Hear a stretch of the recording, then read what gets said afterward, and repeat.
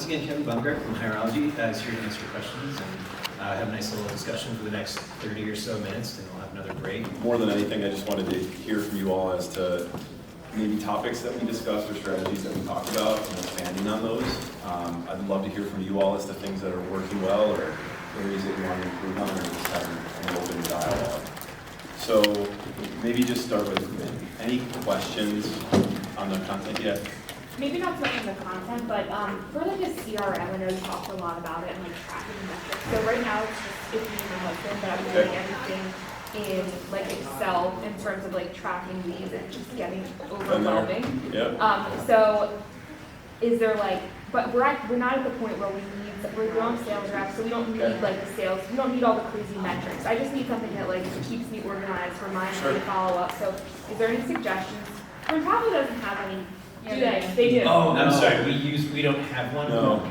As sort of, you use one, but you don't have Printavo one. and Campus Inc. both use a tool called close.io. Okay. Compared to like the free tools on HubSpot, what's that value? Because HubSpot's got some pretty free, great integrations with Gmail Suite. Yeah, they do. As long as you're using it through your computer, for the most part, it's only download on your computer. It does all the email traffic to your customer base. I use that It's for like a lot of stuff. $150 a month or something like that per user per license. For HubSpot? No, for close. I saw it for small businesses. I looked up earlier. You mentioned it, or somebody mentioned it was $35 for 1 to 3 people For close or HubSpot? for close. I'm paying too much.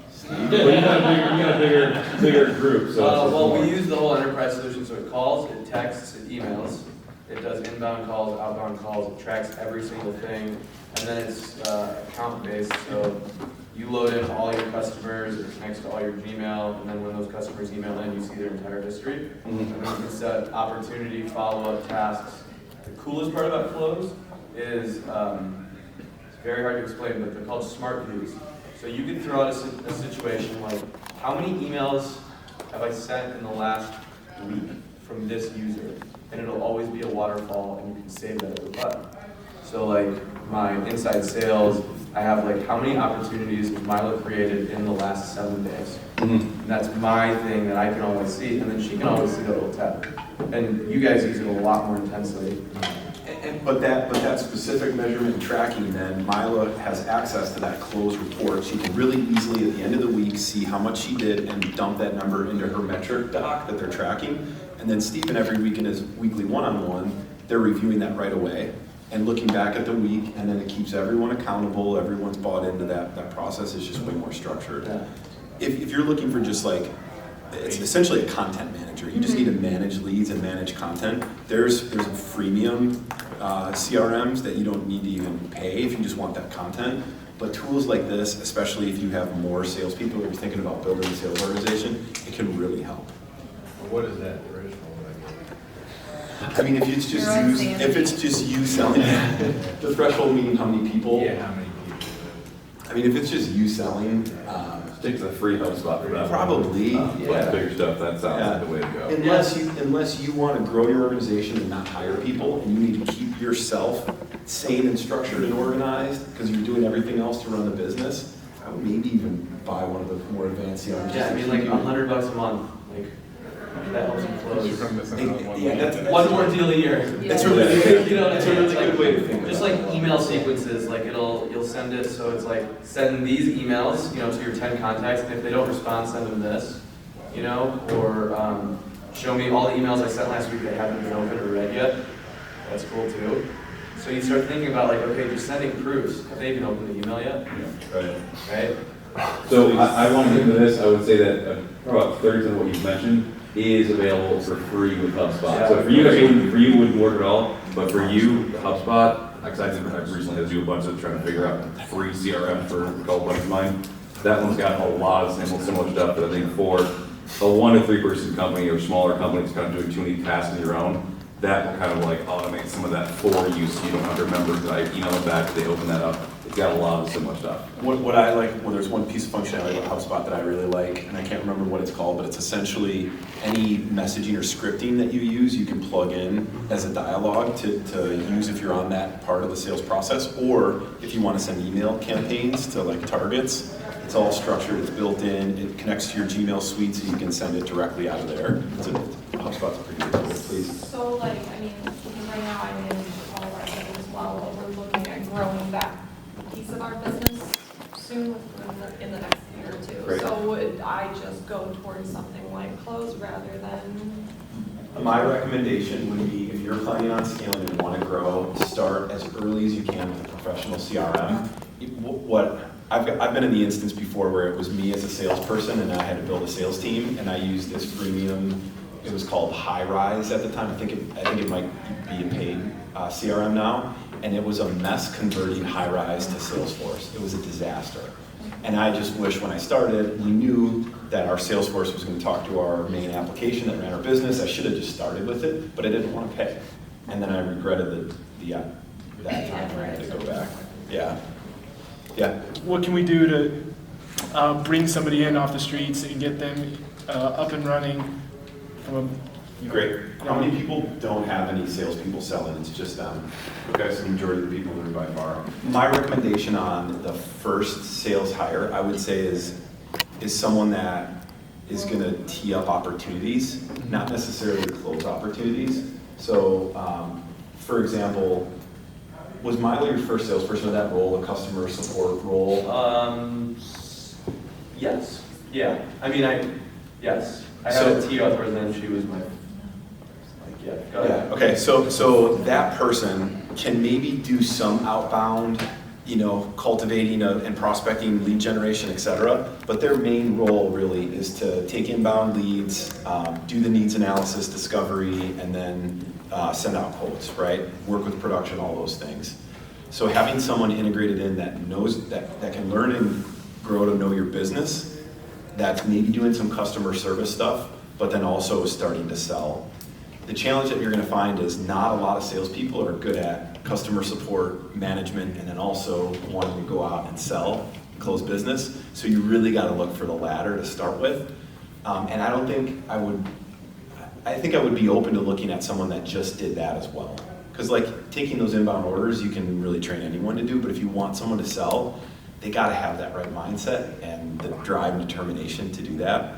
We call sales development representatives. That's the role that Mike Chong and Merch Monster was filling.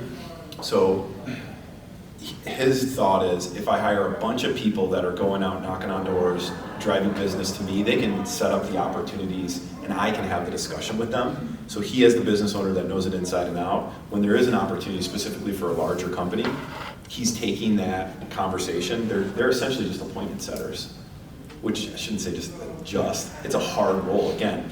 And as I've grown sales organizations, it's one of the most, I think, important roles in the company.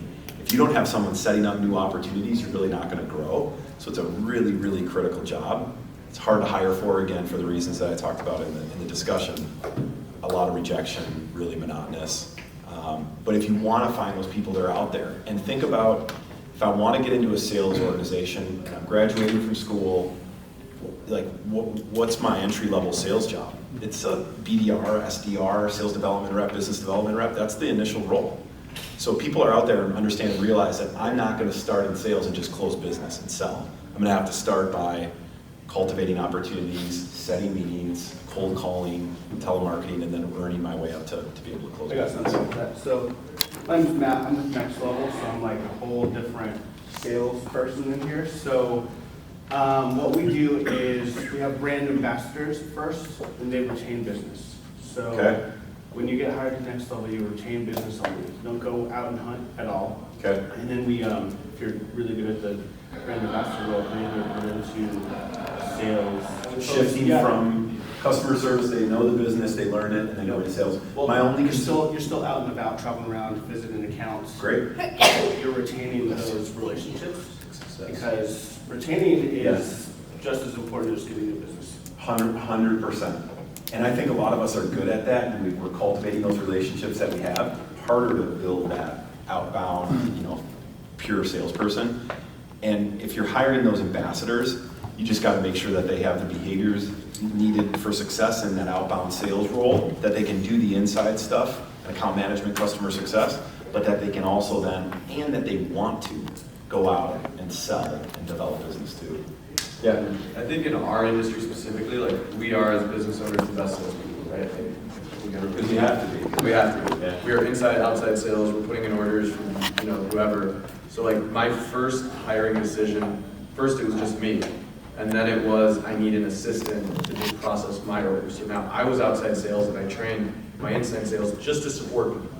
And then my next move was giving my inside sales my leads and then telling them, hey, email all the PTA moms and booster clubs to set up appointments for our back to school fundraisers. And then the final point was bringing in, then replacing myself with an outside salesperson to then create that bond, if that makes sense.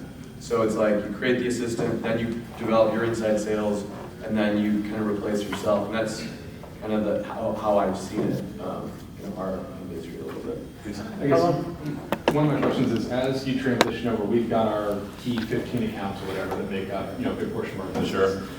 One of the worries that we have in bringing somebody in is we bring someone in that may not have industry experience and may, and may not be the best representative of us as they're learning for those key accounts. Do you recommend kind of, like you said, getting them to learn on some of the smaller accounts, make those mistakes where it may not be as damaging, and then, it basically takes a lot off my plate where I can only focus on those 15 or so. Yeah. And then the rest, if they come and go, they come and go, the lessons learned, and there may be more value out of the lesson than losing maybe a customer. I think that makes a lot of sense. And hiring someone, to your initial question, is one piece of it. Giving them the structure, the organization, and the support to help them grow and learn the business and get up to productivity as quick as possible is really important too. So before you think about bringing that first person on, what's the role and what are their daily responsibilities? What's a day in the life look like? How are they spending their time?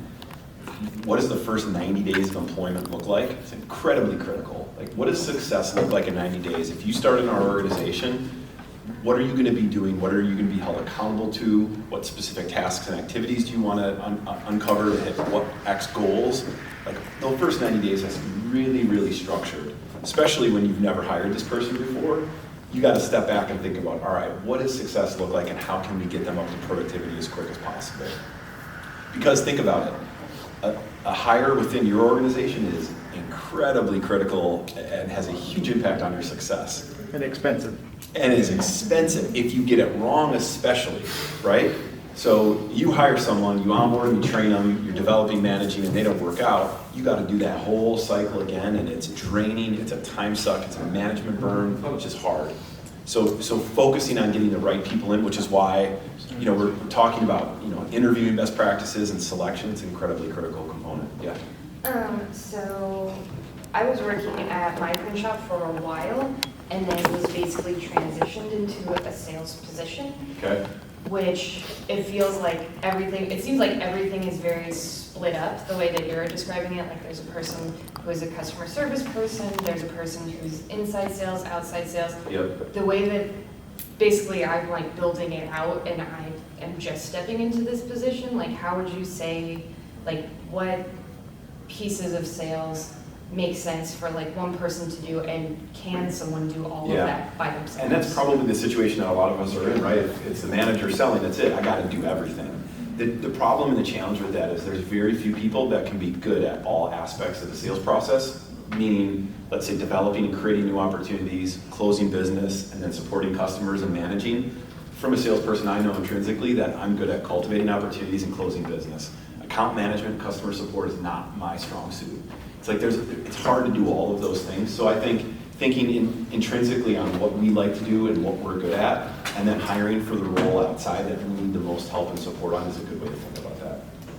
Yeah. So for smaller shops or people who are looking to grow to add people on, so we are doing everything, and obviously you have to look at the financials too. So what are you, in terms of compensation, what kind of structures have you seen in order to be able to grow your business, but at some point you can't grow because you just run out of time, you need to do something. Right, especially if it's just you. So I'm pretty versed at the competitive pay landscape in Chicago. Outside of that, I'm kind of lost. My experience has been mainly here. We typically find entry-level sales reps, like business development reps or sales development reps that are cold calling essentially. They're about a $35K base. And then there's some upside. Not a lot when they start, because their upside, they're not selling, they're not closing business. It's not like they're going to make a ton of commission. They're maybe incentivized on meetings that have held, Not meetings that they set, but meetings that actually held. And then maybe if those meetings come to fruition and they close, they get a small spot bonus off of that sale. On-target earnings for an entry-level sales rep in Chicago is probably like 40, 45 at the most. On the other hand, if you're looking at an account executive, that base is typically 40, 45, maybe even 50 to start with, and then comp depending on size of the orders that they're bringing in, average volume, et cetera. But again, you got to look at the end in mind. What are they making now? Where do they want to be at? And can you, as your business, afford to pay that? It's like, that's why one of the first questions that I ask in a phone interview is, what's your compensation expectation? If they're not aligned to what we can offer as a business, there's no reason for us to move forward in the dialogue. Yeah. The way our business is set up right now, there's 5 of us, and we all do everything. Sure. We all answer the phone, we all help each other do whatever we can. 90% of our business is walk-in, because we have a storefront. People come in and say, oh, I need this for a birthday party, or I need this for, the football game, or whatever. So how do we start going from 90% of our business being walk-in to now we need to go outside and start getting more business? Like how do you start? What should you be thinking Yeah, about? most of our town already comes to us. So are you trying to look outside of? Yeah, Outside of your- like we want to grow, we want to get more people, or more clientele. Yeah, I'm with you. One thing that I would think about is like, of your current customer base, like, what do you have the most success with? Like vertical type of business industry?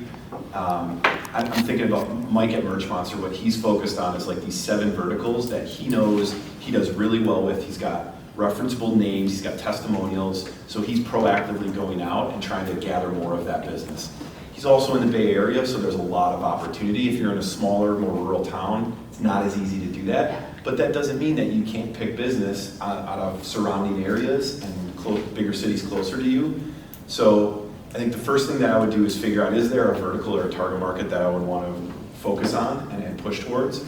I would then buy the lead list. Like, data is so cheap right now. One of the biggest mistakes I made at Hireology was I was forcing my reps to do lead generation and look up leads and build their own lead list, and it's like such a waste of time. You could have paid $500 and had a lead list with contact information and been done with it, right? So buying a lead list and then starting to go out and market to those individuals. Yeah. So YouTube are all I gonna should be have hit. figured that question was coming. The largest is probably Info USA, or Sales Genie. Data.com is like integrated into Salesforce. They're probably one of the bigger players now too. Is it Info USA Sales Genie? Yeah, that's the same organization. Data.com is another. I don't know if you can use Data.com outside of Salesforce. I think you can. But also think about like those industries that you're targeting. There's associations that govern those industries that have member lists that you can almost always purchase. And so the more defined you are in vertical and area, the easier it is to buy those lists. And you can just do a Google search. There's a lot of people that are selling data out there. And even competitive data. Why I get so many phone calls? Yeah, no. Exactly, that's why everyone gets inundated with phone calls. But people do that, and the reason why you get so many of those phone calls is because it works. People sell. They wouldn't be picking up the phone and cold calling. Everybody's like, yeah, sales is dead, telemarketing's dead. Bullshit. It's like, that's how people grow a business. That's how Hireology went from me and 2 other people in a little hallway to over 200 people. Picking up the phone and calling people all day, every day, it still works. What's your take on like social media outlets and that kind of thing to generate sales? Marketing's not my bailiwick, but I think it's got to be a combination. I don't think you can just build like an inside sales machine and just telemarket and just build business that way. I think it's got to be a mix of sales and marketing. In my opinion, in my experience, I think content marketing is the easiest way to do that. Become a subject matter of what you do and show through social and through industry publications and speaking engagements, and just be looked at as the place so that when people think, networking relationship, it was like Lucas got asked, how do you land those big deals? It's just, he's built this brand, he's networked, he's talked, he's looked at as a great place to go, and he's getting those leads. Yeah. What do you recommend as far as email marketing, like a platform, the best platform to kind of reach out to customers or new leads? Yeah, there's a ton of tools out there. you should have some sort of like email automation tool. I've used Yesware a lot. Yesware is a pretty good one. There's a lot of Gmail plugins to help automate email outreach. One of the, I think the best out there, it's a little bit expensive, is called Sales Loft. Essentially, like you create these cadences, you create these email structures, it's like 3 or 4 emails, and then it sets the cadence on when they get sent out. So all of it's automated, so you don't have to have an SDR or BDR plugging in all that data and sending them. And then if they respond to that, the cadence stops. And you can also, if you've interjected that email automation tool into your CRM, it can send you reminders on phone calls. So in my opinion, it's not just sending targeted emails to prospects, but it's also peppering in phone outreach as well. So if you've got a cadence set of 4 different emails, you should be calling them 8 to 10 times in between that cadence of 4 emails in that 2-week period or whatever. So you're sending content out, so it's not just sell. For sure. I mean, you shouldn't be sending buy from us, but it's, you know, maybe it's, we think we can add value. Do you want a competitive quote? Here's what we're finding in the industry. Did you know promotional products help you grow your business? Like whatever, industry information, check out this blog post, but always with a call to action, always with a, you know, based on our experience, we work with other companies like yours. We think we can add value to your business. Please let me know if we can schedule some time. I think, I don't know who does Printavo. So that's what I was gonna say. I love So your this, stuff. how, Like, the way I- Bruce set it up yeah. like 4 years ago, he's like, when he had like a couple hundred shops, he's like, I just want to be the resource for printing. That was like his, and at the time he had 1 or 2, he had no employees. And so he would just like pay us, he's like, can you just write blogs, like write videos, blogs, and then he put them in Intercom. And then what Intercom did is like drip campaigns. So if you guys see every so often get like a 5 ways to boost your promotional products, or you don't need a sign printer to run a sign business, and it'll be like completely across the board. And then it'll always say like, hey, schedule a demo. And like it has snowballed so hard now that Luke does it full time. And it's, I think I attribute that to like the growth of it. 100%. There's very few businesses. Intercom. There's very few businesses like Bruce that can just rely solely on not actually going to outreach. Bruce just hired his first BDR. He's never had anyone actually picking up the phone and calling shops. I mean, some of the sales reps do that, but they're running demos all day, every day. He just hired his first, and he just built that content marketing engine to get to where he is. And if I could just jump in real quick on what Steven just said there, I actually just had this, we were talking about this the other day, how sometimes we'll get questions that have nothing to do with Printavo at all. It's just like print industry questions that like, we do the software, but we don't do like X, Y, and Z. So people ask about, how do you do this, or what should I use for this? It's not us, but we're that resource, and we love being that resource. Starting from that. No, just going back, actually, a question for you guys. Will Printavo ever have basically the drip follow-up so that we don't have to follow up with our customers after sending them an invoice for approval or mark for approval? Is that in the works? Do you guys know? Good question. Ask the engineers. Yeah, that's talking is that. I will say, and so we have that for like the Printavo monitor. We have it for like the payment request features, right. but that's something that's a question we get a lot of. Hey, you know, it would be really helpful if we could get this for our approvals for that. So I don't think it'll ever be really in like a marketing sense, just right. No, yeah. But from that, I see that's something we hear a lot. I guess coming from the other side, it's if we don't have to make those additional emails, that we can spend more time doing sales. What I can say, what I will say is, automations are things like that are a huge part of what we want to improve on this year, and that's part of that. So yeah. But yeah, you got to have some sort of email automation tool that like you can't rely on salespeople to just send targeted emails. And then to that scripting component, then it's a consistent message. I know the industry standard subject line, but a good opener of. I mean, it depends on what the content's going to be like. I've used like in some of the initial outreach, their first name, comma, quick question, you know, or follow up requested, like something that's going to, yeah, but not like best promotional company ever. It's not the right approach. What would be like the baseline 3 to 5 metrics, KPIs to measure for, somebody getting started? Yeah, so it depends on what the role is. If it's customer support, customer success versus if it's just outbound dialing.